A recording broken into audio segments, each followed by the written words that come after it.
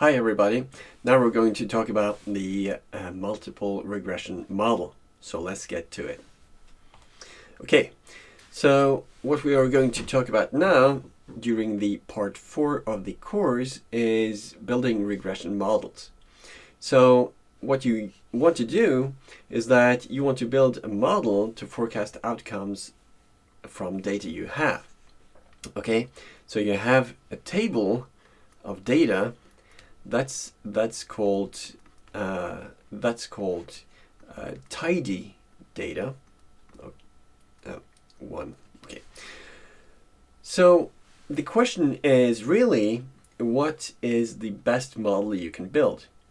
And today we're going to delve into models with more than one explanatory variable, because you already have done regression models with one variable, right? One x, which means more x's. Okay, and during the next lecture next week, we are going to look into how can we tweak these models to build the best model possible for us. Okay. So the agenda for today is to go through the multiple regression model and look at what that is, and we're going to interpret the model and the coefficients in the model, and we're going to check the conditions for trusting the model, and we're going to make some inference of the coefficients, and we're going to go through the different steps which are important to remember when you make a regression model or fit a regression model. So all of this is covered in chapter 23. So the end goal is to understand how to think about models with multiple causal factors. So here you are given, or you have gathered like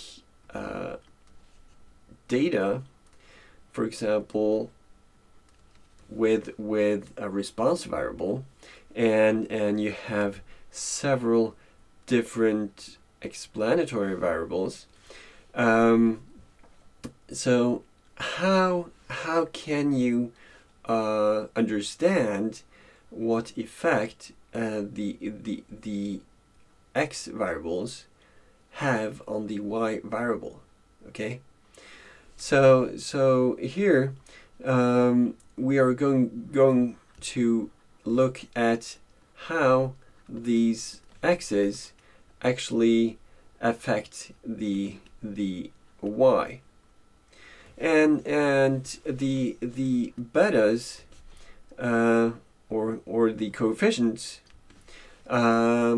you are supposed to understand how to interpret every single one of these coefficients from the model, and this is really important because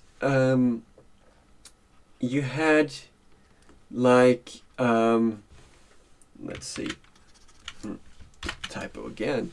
For example, if you have a model with parameters, and in the simple regression model, you only had one explanatory variable, and often that's not the case because you have many factors which potentially affect the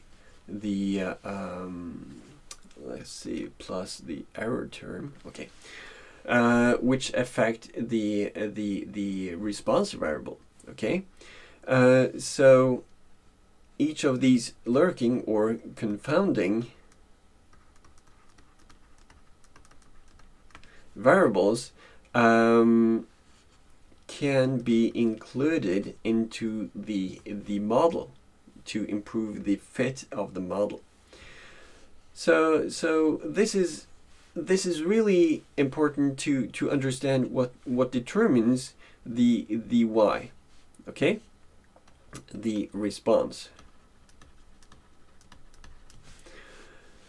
And if you are able to actually identify these factors which are important for the response variable, then your prediction will be more accurate. Okay.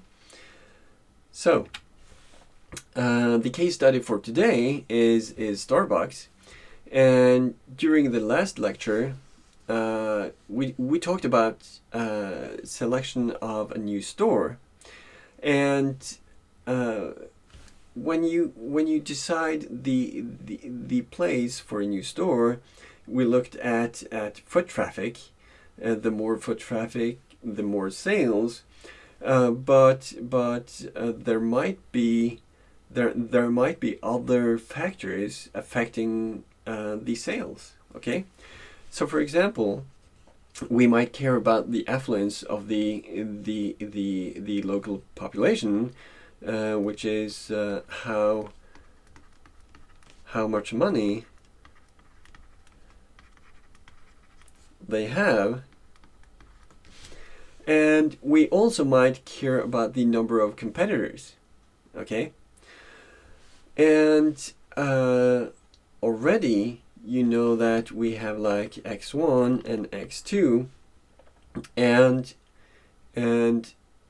even before you do any modeling, you should think about, okay, how do I think before looking at the data, how do I think the x1 will affect the y? Okay, how will the affluence of the local population affect the sales of the new store?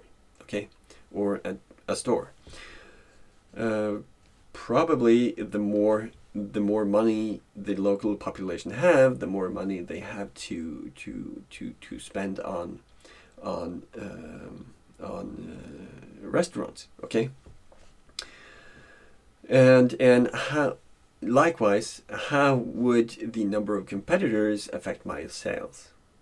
Okay, so instead of relating y to 1x, which is simple regression, we consider multiple x. Okay, so this is for the next video. See you then.